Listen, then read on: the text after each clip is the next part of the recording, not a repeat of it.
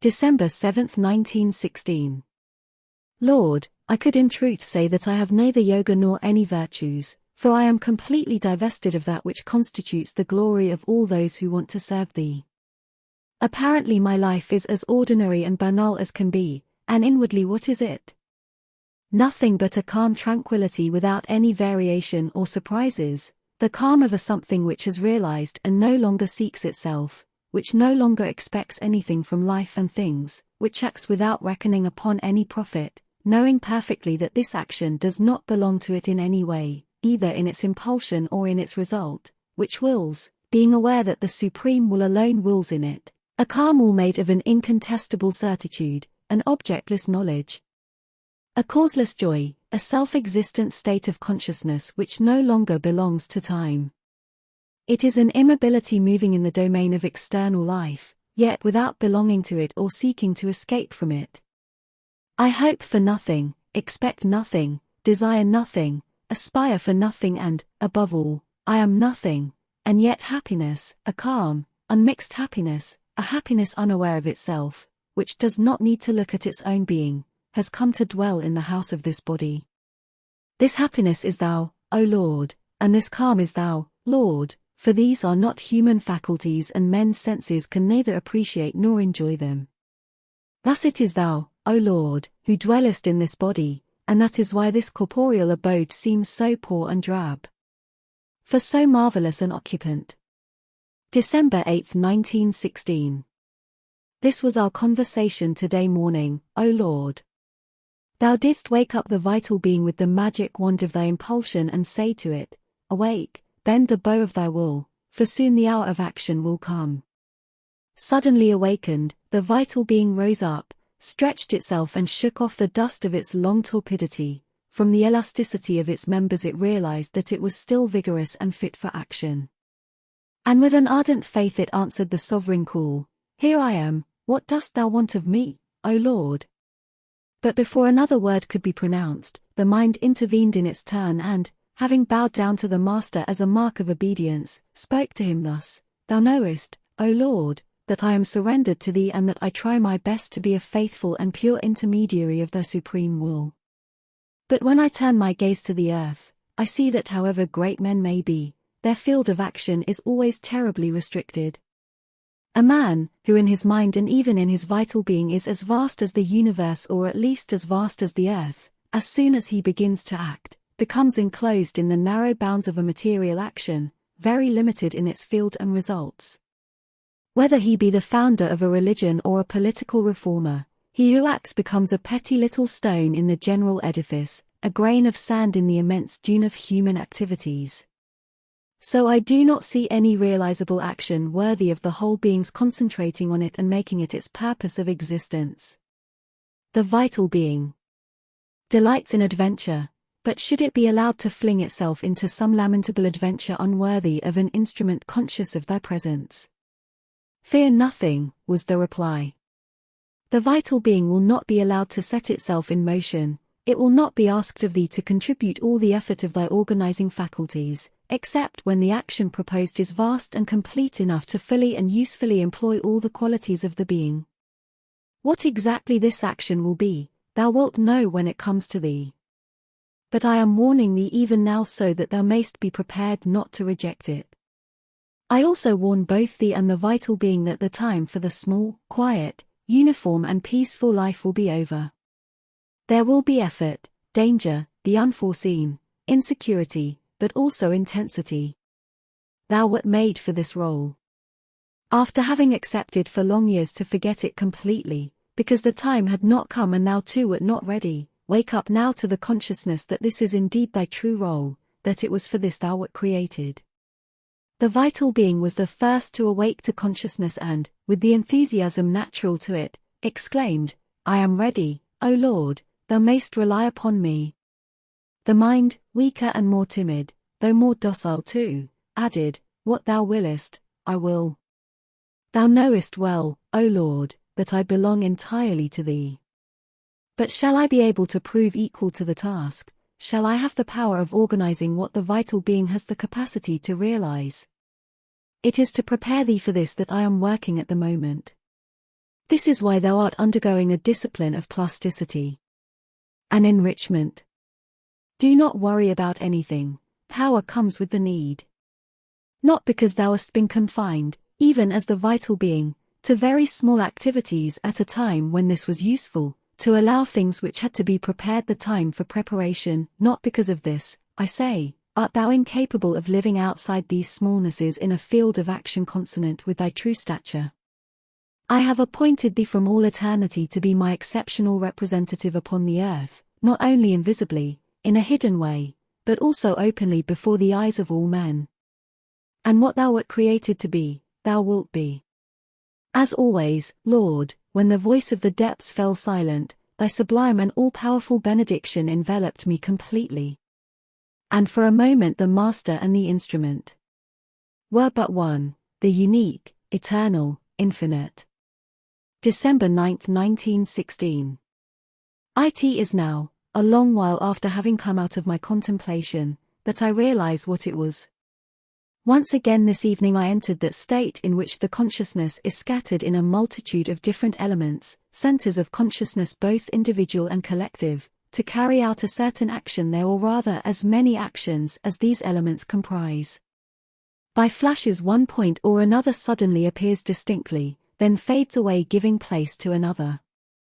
Each element of consciousness that acts is clearly conscious of its action, but a consciousness of the whole seems to be both impossible because of the extreme complexity it would entail and useless for the accomplishment of the work itself. December 10, 1916.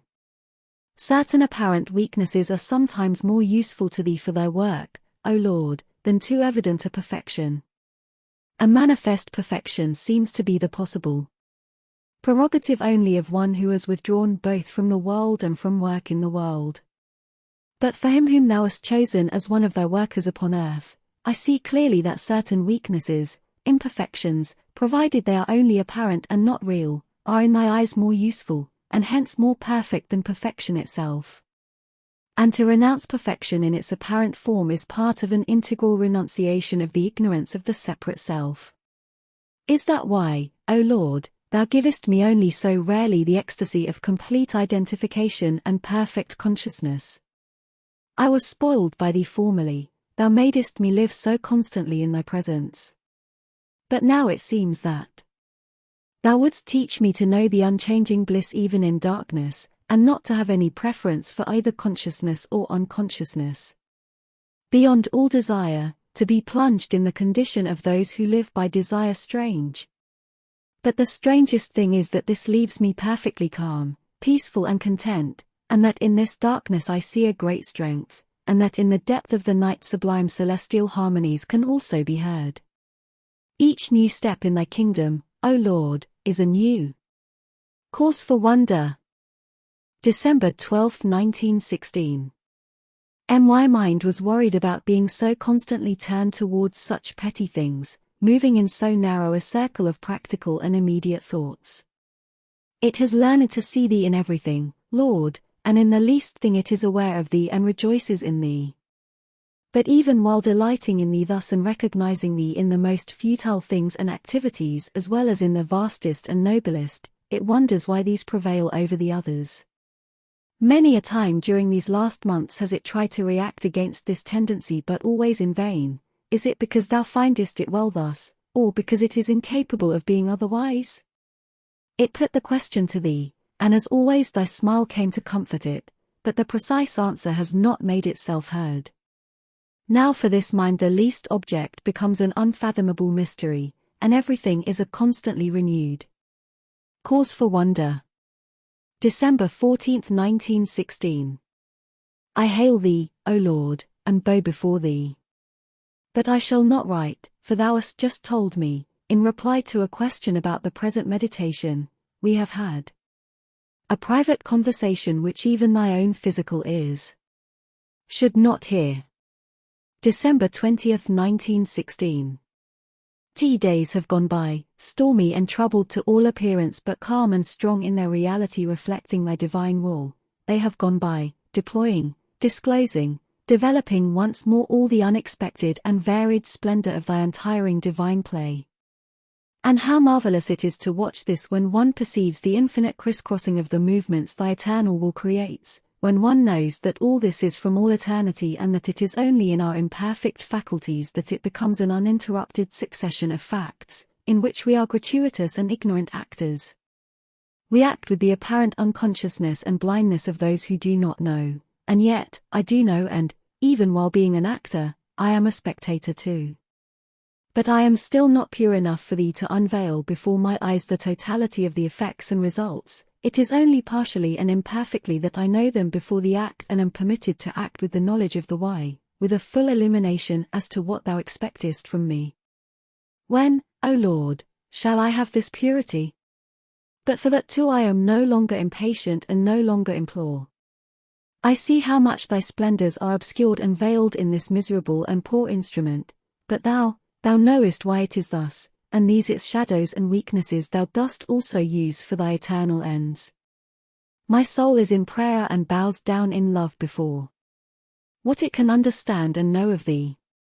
My soul is in prayer and gives itself unreservedly to thee in one of those sublime fervors which culminate in identification. My soul is in prayer, and my body too, and my thought is silent in a mute ecstasy. Communication received at 5:30 in the evening after meditation. As thou art contemplating me, I shall speak to thee this evening.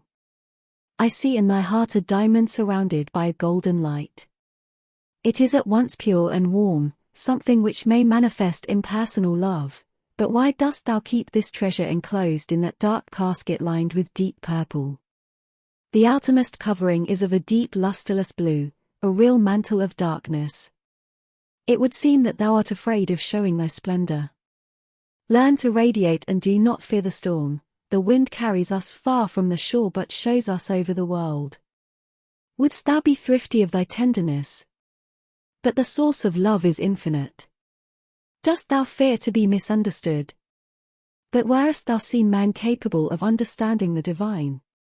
And if the eternal truth finds in thee a means of manifesting itself, what dost thou care for all the rest? Thou art like a pilgrim coming out of the sanctuary, standing on the threshold in front of the crowd. He hesitates before revealing his precious secret, that of his supreme discovery. Listen, I too hesitated for days, for I could foresee both my preaching and its results, the imperfection of expression and the still greater imperfection of understanding. And yet I turned to the earth and men and brought them my message. Turn to the earth and men, isn't this the command thou always hearest in thy heart? In thy heart, for it is that which carries a blessed message for those who are athirst for compassion. Henceforth nothing can attack the diamond. It is unassailable in its perfect constitution, and the soft radiance that flashes from it can change many things in the hearts of men. Thou doubtest thy power and fearest thy ignorance. It is precisely this that wraps up thy strength in that dark mantle of starless night. Thou hesitatest and tremblest as on the threshold of a mystery, for now the mystery of the manifestation seems to thee more terrible and unfathomable than that of the eternal cause. But thou must take courage again and obey the injunction from the depths. It is I who am telling thee this, for I know thee and love thee as thou didst know and love me once. I have appeared clearly before thy sight so that thou mayst in no way doubt my word. And also to thy eyes I have shown thy heart so that thou canst thus see what the supreme truth has willed for it, so that thou mayst discover in it the law of thy being. The thing still seems to thee quite difficult. A day will come when thou wilt wonder how for so long it could have been otherwise. Sakyamuni. December 21, 1916. Lord, thou didst speak to me through the lips of one of those who have known thee best, most probably to make me understand thy lesson better. Was I then deaf to thy direct suggestion? And still I do not understand at the moment what to do. Thou knowest what happiness would be mine if by thy grace I could be integrally transformed into a hearth of divine love, that love which is the first and highest manifestation of thy eternal truth, that love which is at once the completest expression in this world of thy truth and the most direct road to lead to it the human consciousness that has gone astray. In the days when I used to aspire, desire and ask, how many times have I asked of thee the grace of this state as the one most in conformity with my present ideal of action? And at that time it seemed to me that the day I should be purified of all egoistic preference, thou wouldst choose this individual terrestrial being as an instrument of thy manifestation of love upon earth. And now that thou askest it of me, more than ever before do I feel my helplessness. For such a long time I thought I knew what love was, and now that I no longer see anything that cannot be called love, I also no longer see anything that may specially be called love. And how can I be that which I can no longer define, that state which I can no longer distinguish? And yet thou didst show me yesterday that I was holding enclosed in a dark sheath one of thy most precious and powerful gifts. Lord, all my being aspires to obey thy voice, to conform to thy law, but it does not know in its outer consciousness, does not understand what thou expectest of it. It feels indeed that at present its love is a passive state and that thou wouldst awaken it to an active state, but how to pass from one to the other is what escapes it. It knows that this active state of love should be constant and impersonal, that is, absolutely independent of circumstances and persons, since it cannot and must not be concentrated upon any one thing in particular, and in this it will resemble the present passive state of love which is pure, unchanging and impersonal. But what it still does not know is how, even while retaining its purity, unchangeability and impersonality, qualities now inherent in its being, it can resume its activity.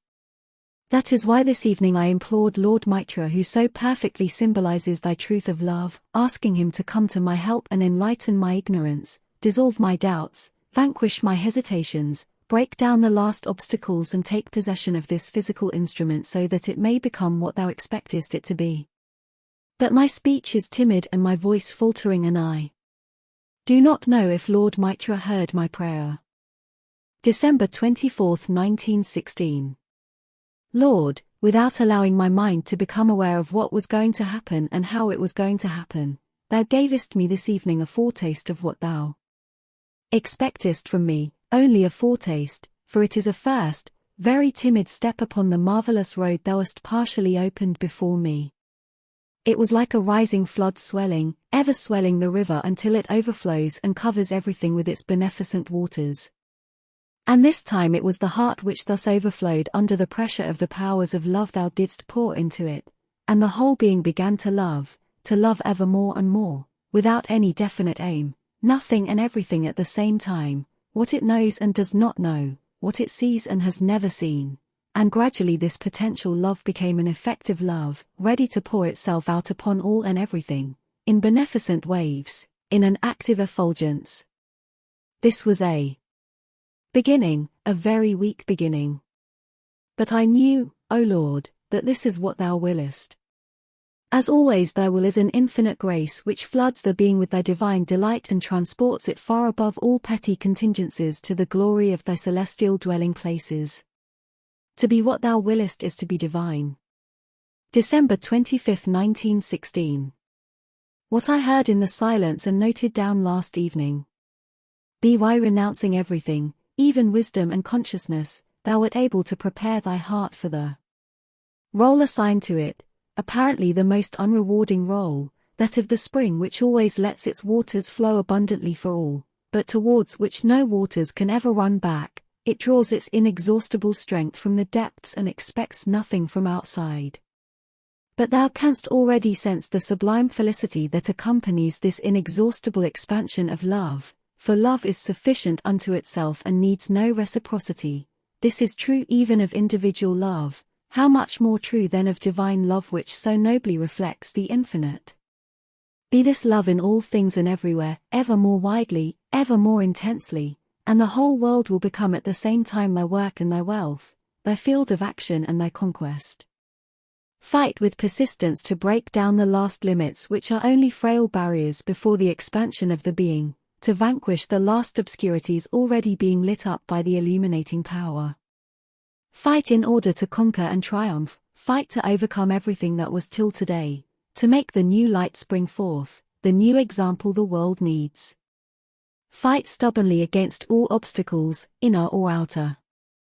It is the pearl of great price which is offered for thy realization. December 26, 1916. Always the word thou makest me hear in the silence is sweet and encouraging, O Lord. But I see not in what this instrument is worthy of the grace thou accordest to it, or how it will have the capacity to realize what thou attendest from it. All in it appears so small, weak and ordinary, so lacking in intensity and force and amplitude in comparison with what it should be to undertake this overwhelming role. But I know that what the mind thinks is of little importance.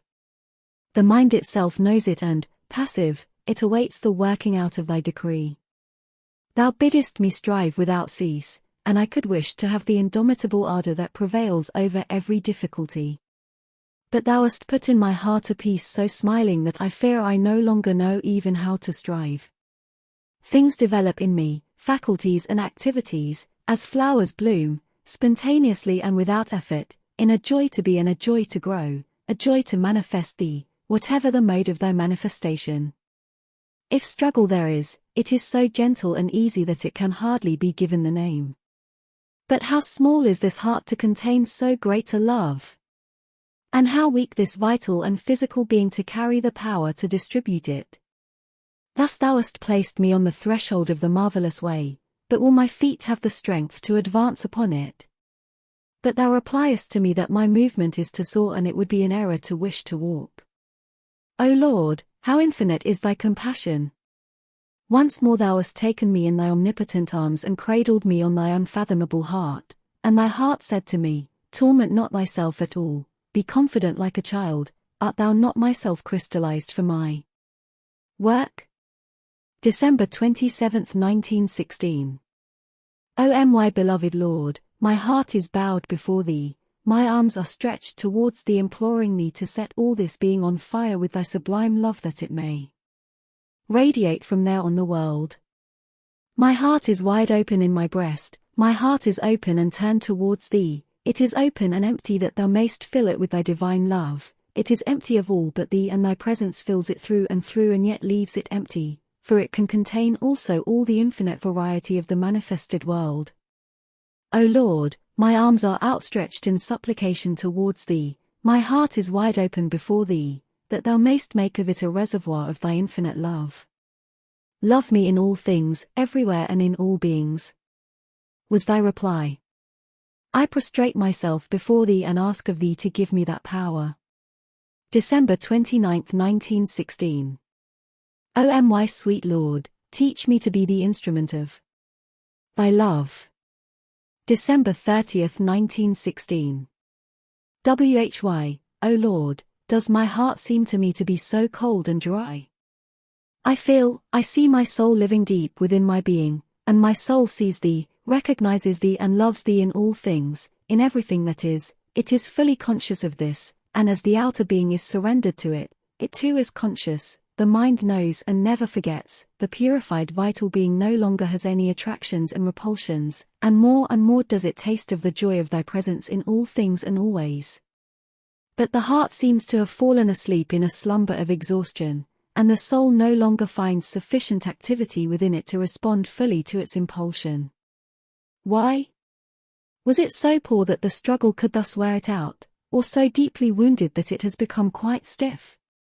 And yet it would like to answer the inner call, it wants this with a faith and ardor which have never wavered, but it is like an old man smiling benevolently at the games of youth but unable to take part in them. And yet it is full of joy and confidence, it overflows with gratitude for all the treasures of affection which nature has so generously lavished upon it. It would like, in exchange for these precious gifts, to pour out in inexhaustible streams the golden wine of tenderness which restores and fortifies, enlivens and consoles, the true wine of life for human beings. It would like to and tries, but how poor is what it does beside what it dreams of doing, how mediocre what it is able to do beside what it hopes. For it hopes always. It knows that thy call is never heard in vain, and it has no doubt it can one day realize the splendors of which thou hast given it a glimpse. Who will open these closed floodgates? My heart loves in its human way, and in its human way it seems to me it loves with strength, constancy and purity. But thou wouldst have it love divinely in a boundless unfolding of thy sovereign power, and this remains yet unrealized for it. Who will open these closed floodgates? January 4, 1917. O Lord, thou showerest upon me all thy boons. Now that this being expects nothing, desires nothing from life any longer, life brings it its most precious treasures, those coveted by all men. In all the domains of my individual being thou showerest thy boons, in the mind, the psychic and even the physical. Thou hast placed me amidst abundance, and abundance seems to me as natural as scarcity and does not bring me a greater joy, for often in poverty the spiritual life was more intense and conscious for me, but I see this abundance very clearly, and my individual being on whom thou heapest thy boons thus, prostrates itself before thee in inexpressible gratitude. Thy goodness is unequalled and thy mercy infinite. January 5, 1917. Love is nothing but the tie that binds and holds together all the flowers of thy divine bouquet. It is an unobtrusive role, modest, unrecognized, a role essentially impersonal, which can find all its utility only in this very impersonality. Because I am becoming more and more this tie, this link of union, gathering the scattered fragments of thy consciousness and enabling them, by grouping them together, to reconstitute better and better thy consciousness, at once single and multiple, it was possible for me to see clearly what love is in the play of universal forces, what its place and mission. It is not an end in itself, but it is thy supreme means. Active, everywhere, between all things, everywhere it is veiled by the very things it unites, which, though feeling its effect, are sometimes not even aware of its presence. O Lord, thy sweetness has entered my soul and thou hast filled all my being with joy.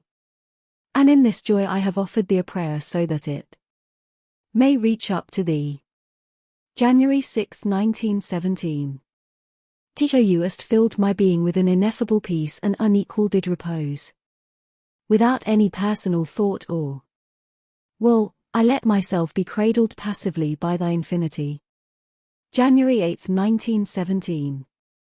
Teacher, you hast made my heart and mind fall silent, but no voice has arisen from the depths of this silence. Peace alone has reigned, a sweet and beneficent guest. January 10, 1917. Dost thou then want to teach me that every effort that has my own being as its aim will be useless and vain?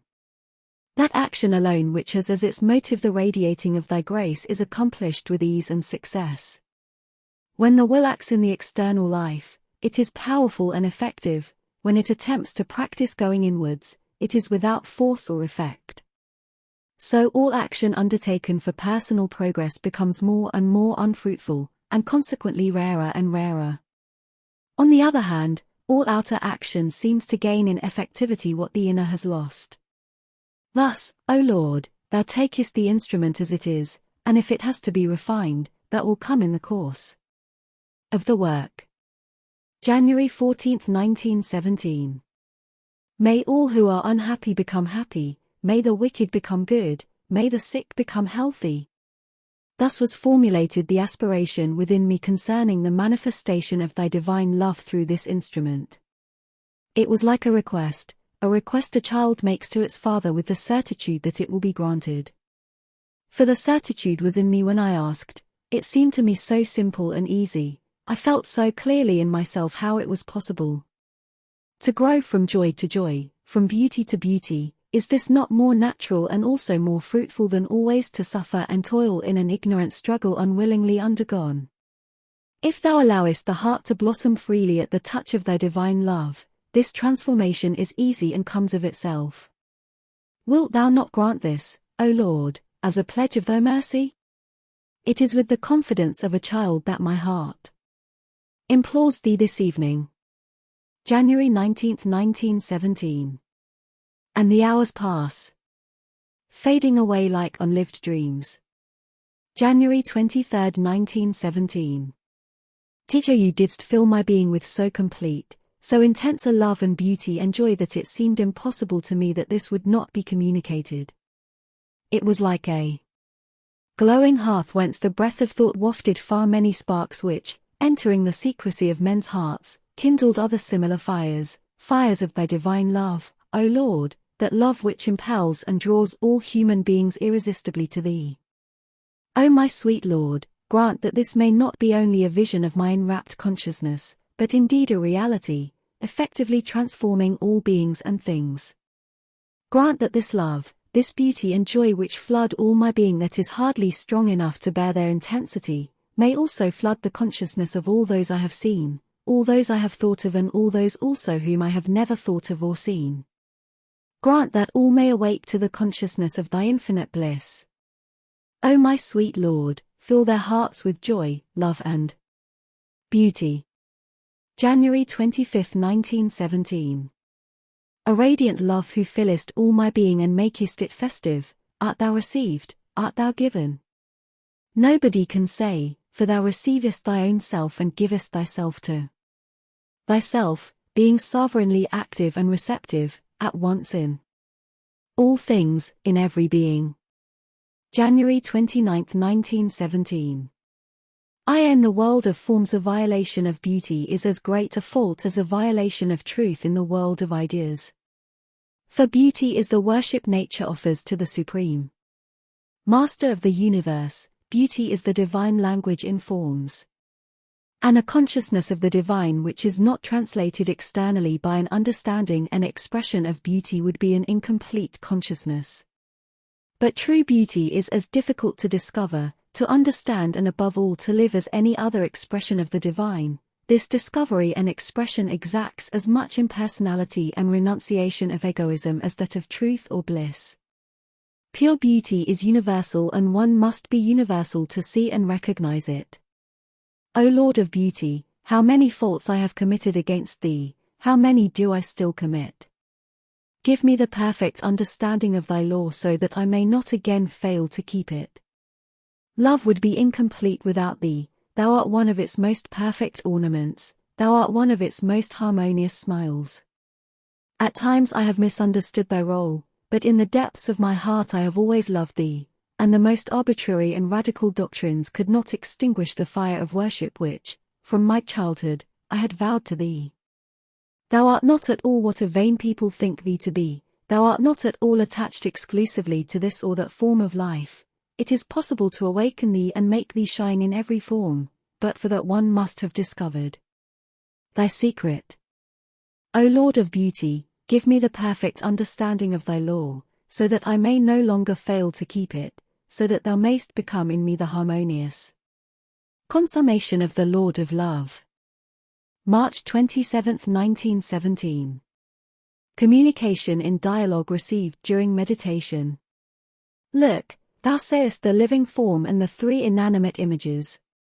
The living one is clad in violet, the other three are made of dust, but cleansed and purified. It is in the calm of silence that the living form can, by penetrating the other three, unite them in order to transform them into a living and acting vesture. O Lord, thou knowest that I am surrendered to thee and that my being adheres with a peaceful and deep joy to all that thou givest it. I know thy adherence, but I would increase thy consciousness, and for that awaken what still sleeps within thee. Open thy eyes to the light, and in the limpid mirror of the mind will be reflected what thou shouldst know. Lord, all is silent within my being and waits. Knock at the door of consciousness and the door will be open to thee. The river runs limpid and silvery, its unbroken flow descends from the sky to the earth. But what dost thou want to say to me that I must understand? Thy silence is not yet deep enough, something stirs within thy mind. The fire of the soul must be seen through the veils of the manifestation, but these veils must be clear and distinct like words traced upon a luminous screen. And all this should be preserved in the purity of thy heart, as the sown meadow is shrouded and protected under the snow. Now that thou hast sown the seeds in the field and traced the signs on the screen, thou mayst return to thy calm silence, thou mayst go back to thy calm retreat to renew thy strength in a deeper and true consciousness. Thou canst forget thy own person and find again the charm of the universal. May peace be upon thee in these hours of repose, but do not forget the reveille which will sound soon. Thou wilt smile yet at thy destiny which speaks to thee. Thy heart will use the returning strength Thou shalt be the woodcutter who ties the bundle of firewood. Thou shalt be the great swan with outspread wings which purifies the sight with its pearly whiteness and warms all hearts with its white down. Thou wilt lead them all to their supreme destiny. Thou hast seen the hearth and seen the child. One attracted the other, both were happy, one because it burned, the other because it was warm. Thou sayest it in thy heart, this triumphant hearth, thou alone canst carry it without its being destructive. If others touched it, they would be consumed. Do not let them come too near it. The child should know that it must not touch the dazzling flame which attracts it so much. From far it warms it and illumines its heart, too close, it would reduce it to ashes. One alone may dwell fearlessly within this heart, for he is the ray that has indeed kindled it. He is the salamander ever reborn in the fire. Another is above, unafraid of being burnt. It is the immaculate phoenix, the bird come from the sky who knows how to return to it. The first is the power of realization. The other is the light. And the third the sovereign consciousness. O Lord, I listen to thee and lie prostrate at thy feet. Thou hast opened the door to me, thou hast opened my eyes, and a little of the night has been illumined. March 30th, 1917. There is a sovereign royalty in taking no thought for oneself. To have needs is to assert a weakness, to claim something proves that we lack what we claim. To desire is to be impotent, it is to recognize our limitations and confess our incapacity to overcome them. If only from the point of view of a legitimate pride, man should be noble enough to renounce desire. How humiliating to ask something for oneself from life or from the supreme consciousness which animates it. How humiliating for us, how ignorant an offense against her. For all is within our reach, only the egoistic limits of our being prevent us from enjoying the whole universe as completely and concretely as we possess our own body and its immediate surroundings. Such too should be our attitude towards the means of action. O thou who dwellest in my heart and directest all by thy supreme will, thou hast told me a year ago to burn all my bridges and cast myself headlong into the unknown, as did Caesar when he crossed the Rubicon. It meant the Capitol for him or the Tarpeian Rock. Thou didst hide then from my eyes the result of the action. Now still thou keepest it secret, and yet thou knowest that my equanimity remains the same before greatness as before misery. Thou hast willed that for me the future should be uncertain and that I should go forward with confidence without even knowing where the road would lead. Thou hast willed that I should put the care of my destiny utterly in thy hands, and abdicate altogether all personal preoccupation. This means undoubtedly that my road must be virgin. Even to my own thought. March 31st, 1917. Each time that a heart leaps at the touch of thy divine breath, a little more beauty seems to be born upon the earth, the air is embalmed with a sweet perfume, all becomes more friendly. How great is thy power, O Lord of all existences, that an atom of thy joy is sufficient to efface so much darkness, so many sorrows, and a single ray of thy glory can light up thus the dullest pebble, illumine the blackest consciousness. Thou hast heaped thy favors upon me, thou hast unveiled to me many secrets, thou hast made me taste many unexpected and unhoped for joys, but no grace of thine can be equal to this thou grantest to me when a heart leaps at the touch of thy divine breath. At these blessed hours all earth sings a hymn of gladness, the grasses shudder with pleasure, the air is vibrant with light, the trees lift towards heaven their most ardent prayer, the chant of the birds becomes a canticle, the waves of the sea billow with love, the smile of children tells of the infinite and the souls of men appear in their eyes. Tell me, wilt thou grant me the marvelous power to give birth to this dawn in expectant hearts, to awaken the consciousness of men to thy sublime presence, and in this bare and sorrowful world awaken a little of thy true paradise? What happiness, what riches, what terrestrial powers can equal this wonderful gift? O Lord, never have I implored thee in vain, for that which speaks to thee is thyself in me. Drop by drop thou allowest to fall in a fertilizing rain the living and redeeming flame of thy almighty love. When these drops of eternal light descend softly on our world of obscure ignorance, one would say a rain upon earth of golden stars one by one from a somber firmament. All kneels in mute devotion before this ever-renewed miracle. April 1, 1917. Thou hast shown to my mute and expectant soul all the splendor of fairy landscapes, trees at festival and lonely paths that seem to scale the sky. But of my destiny thou didst not speak to me. Must it be so veiled from me? Once more, everywhere I see cherry trees, thou hast put a magical power in these flowers. They seem to speak of thy soul presence, they bring with them the smile of the divine. My body is at rest and my soul blossoms in light. What kind of a charm hast thou put into these trees in flower? O Japan, it is thy festive adorning, expression of thy goodwill, it is thy purest offering, the pledge of thy fidelity, it is thy way of saying that thou dost mirror the sky.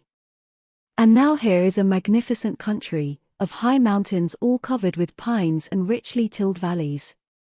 And the little pink roses this Chinese brings, are they a promise of the near future? April 7, 1917.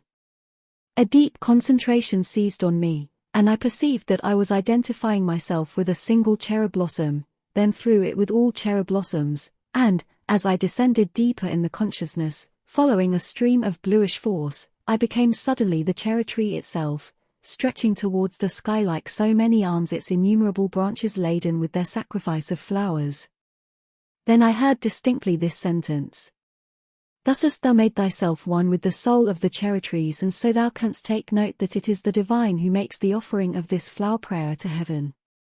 When I had written it, all was effaced, but now the blood of the cherry tree flows in my veins, and with it flows an incomparable peace and force.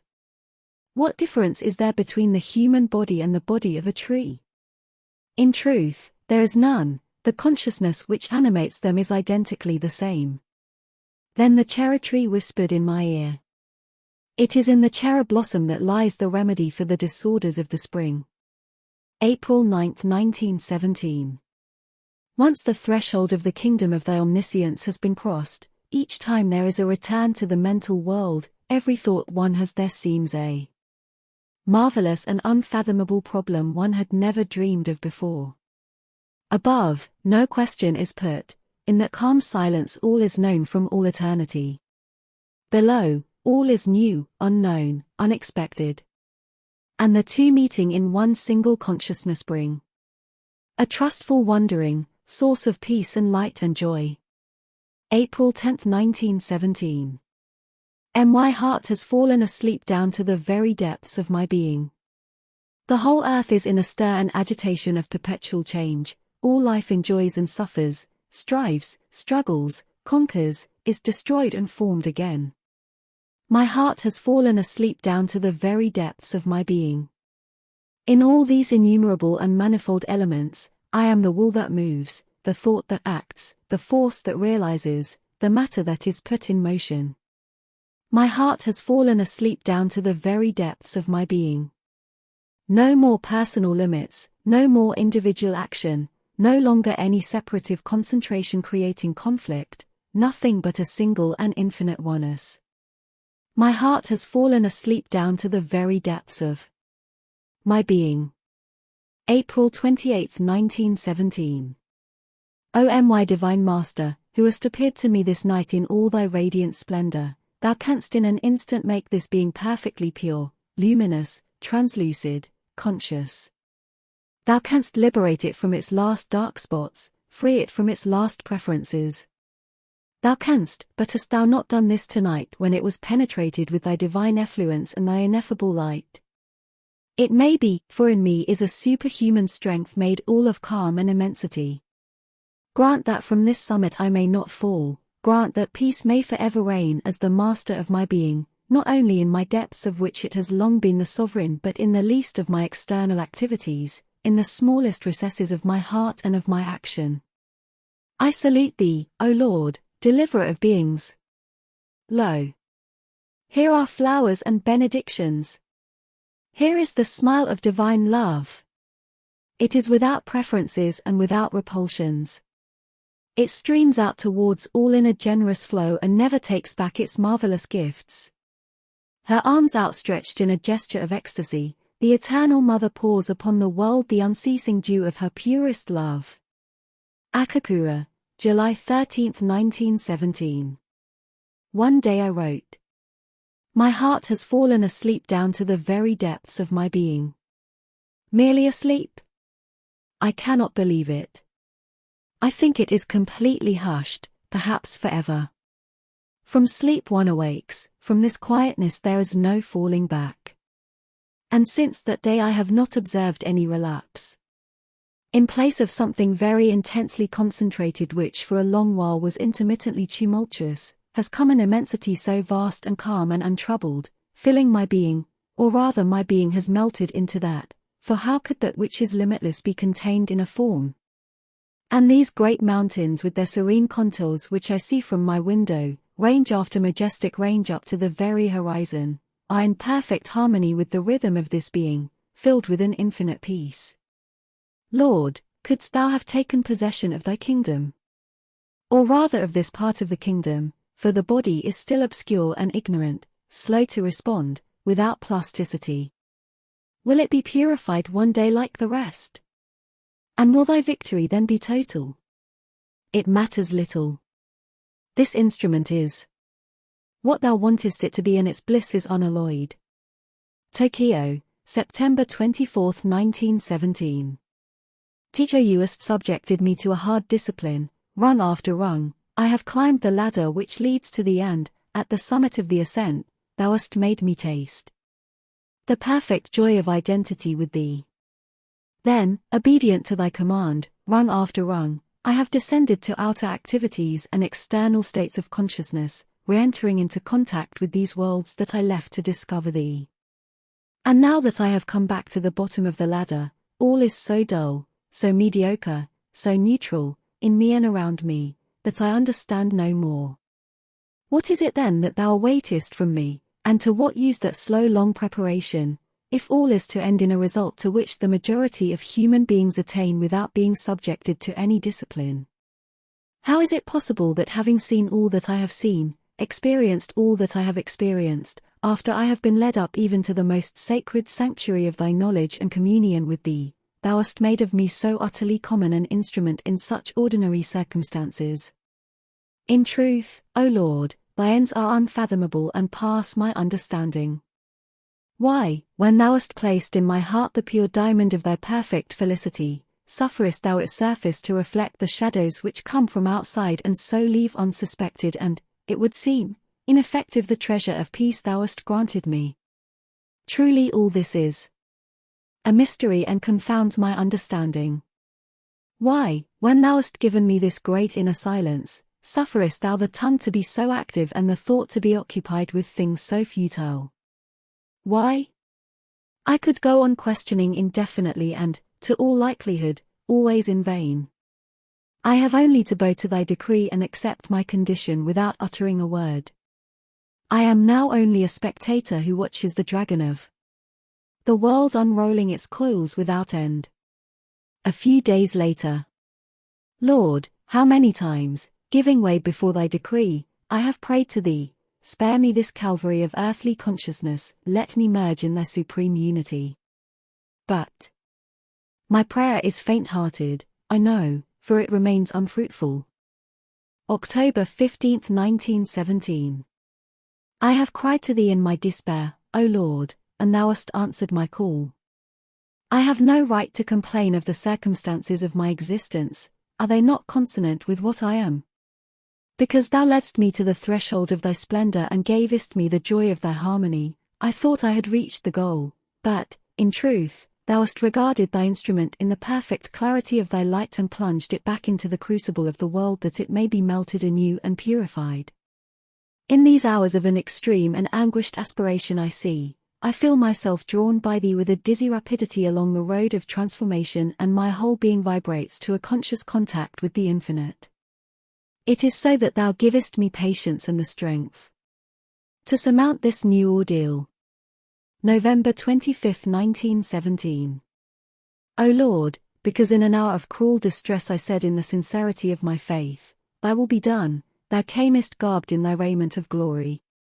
At Thy feet I prostrated myself, on Thy breast I found my refuge. Thou hast filled my being with Thy divine light and flooded it with Thy bliss. Thou hast reaffirmed Thy alliance and assured me of Thy constant presence. Thou art the sure friend who never fails, the power, the support, the guide. Thou art the light which scatters darkness, the conqueror who assures the victory. Since Thou art there, all has become clear. Agony is rekindled in my fortified heart, and His splendor shines out and sets aglow the atmosphere and purifies it. My love for Thee, compressed so long, has leaped forth again, powerful, sovereign, irresistible, increased tenfold by the ordeal it has undergone. It has found strength in its seclusion, the strength to emerge to the surface of the being, impose itself as master on the entire consciousness, absorb everything in its overflowing stream. Thou hast said to me, I have returned to leave Thee no more. And, my forehead on the soil, I have received Thy promise. July 12, 1918. Suddenly, before Thee, all my pride fell. I understood how futile it was in Thy presence to wish to surmount oneself, and I wept abundantly and without constraint. The sweetest tears of my life are yes, how refreshing, how calm and sweet were those tears I shed before Thee without shame or constraint. Was it not like a child in its father's arms? But what a father! What sublimity, what magnificence, what immensity of comprehension! And what a power and plenitude in the response! Yes, my tears were like holy dew. Was it because it was not for my own sorrow that I wept? Tears sweet and beneficent, tears that opened my heart without constraint before Thee and melted in one miraculous moment all the remaining obstacles that could separate me from Thee. Some days ago I had known it, I had heard, if Thou canst weep without restraint or disguise before me, many things will change, a great victory will be won. And that is why when the tears rose from my heart to my eyes, I came and sat before Thee to let them flow as an offering, devotedly. And how sweet and comforting was the offering! And now, although I weep no longer, I feel so near to Thee that my whole being quivers with joy. Let me stammer out my homage. I have cried too with the joy of a child, O supreme and only confidant, Thou who knowest beforehand all we can say to Thee because Thou art its source. O supreme and only friend, Thou who acceptest, Thou who lovest, Thou who understandest us just as we are, because it is Thyself who hast so made us. O supreme and only guide, Thou who never gainsayest our highest will because it is Thou Thyself who willest in it. It would be folly to seek elsewhere than in Thee for one who will listen, understand, love and guide, since always Thou art there ready to our call and never wilt Thou fail us. Thou hast made me know the supreme, the sublime joy of a perfect confidence, an absolute serenity, a surrender total and without reserve or coloring, free from effort or constraint. Joyous like a child I have smiled and wept at once. Before Thee, O my well-beloved. October 10, 1918. O my beloved Lord, how sweet it is to think that it is for Thee and Thee alone that I act. It is at Thy service that I am, it is Thou who dost decide and ordain and set in motion, guide and accomplish the action. What peace, what tranquility, what supreme delight come with the feeling and perception of this. For it is enough to be docile, plastic, surrendered, attentive, in order to let Thee act freely, no longer then are any errors or faults, any lack or insufficiency possible, for what Thou hast willed Thou doest and Thou doest it even as Thou hast willed it. Accept the ardent flame of my gratitude and my joyous and fully confident adherence. My Father has smiled and taken me in His powerful arms. What could I fear? I have melted into Him and it is He who acts and lives in this body which He Himself has formed for His manifestation. Oiwake, September 3, 1919. Since the man refused the meal I had prepared with so much love and care, I invoked the God to take it. My God, Thou hast accepted my invitation, thou hast come to sit at my table, and in exchange for my poor and humble offering thou hast granted to me the last liberation. My heart, even this morning so heavy with anguish and care, my head surcharged with responsibility, are delivered of their burden. Now are they light and joyful as my inner being has been for a long time past. My body smiles to thee with happiness as before my soul smiled to thee. And surely hereafter thou wilt withdraw no more from me this joy, O my God. For this time, I think, the lesson has been sufficient. I have mounted the Calvary of successive disillusionments high enough to attain to the resurrection. Nothing remains of the past but a potent love which gives me the pure heart of a child and the lightness and freedom of thought of a God. End of the first part. Pondicherry, June 22, 1920. After granting me the joy which surpasses all expression, thou hast sent me, O my beloved Lord, the struggle, the ordeal, and on this too I have smiled as on one of thy precious messengers. Before, I dreaded the conflict, for it hurt in me the love of harmony and peace. But now, O my God, I welcome it with gladness. It is one among the forms of thy action, one of the best means for bringing back to light some elements of the work which might otherwise have been forgotten, and it carries with it a sense of amplitude, of complexity, of power. And even as I have seen thee, resplendent, exciting the conflict, so also it is thou whom I see unraveling the entanglement of events and jarring tendencies and winning in the end the victory over all that strives to veil thy light and thy power, for out of the struggle it is a more perfect realization of thyself that must arise. May 6, 1927. One must know how to give one's life and also one's death, give one's happiness and also one's suffering, to depend for everything and in all things upon the divine dispenser of all our possibilities of realization, who alone can and will decide whether we shall be happy or not, whether we shall live or not, whether we shall participate or not in the realization.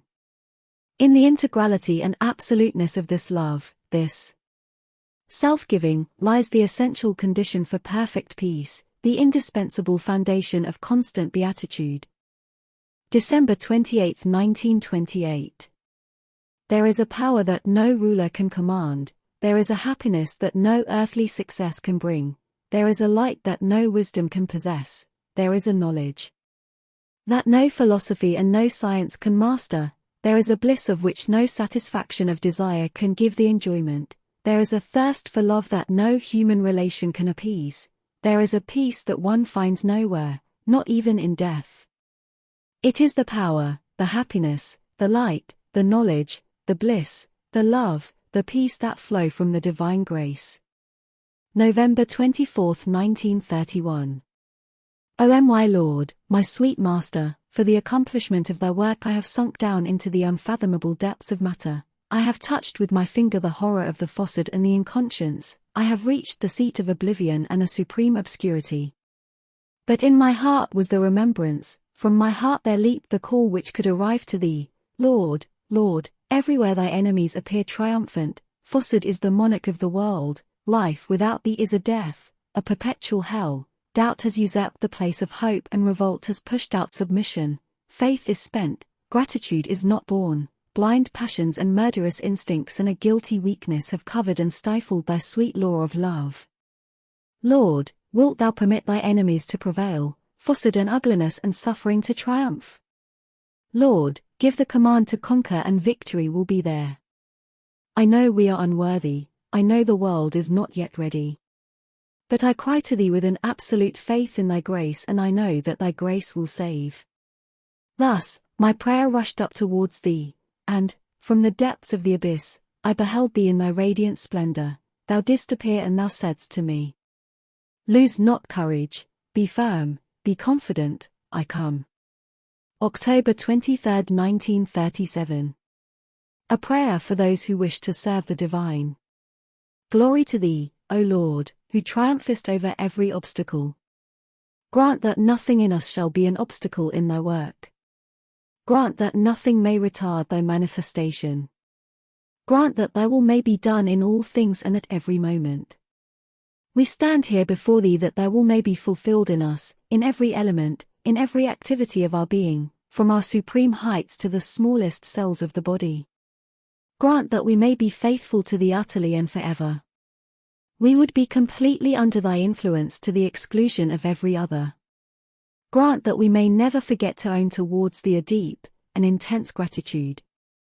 Grant that we may never squander any of the marvelous things that are thy gifts to us at every instant.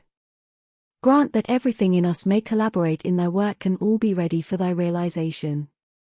Glory to thee, O Lord, Supreme Master of all realization. Give us a faith active and ardent, absolute and unshakable in thy victory.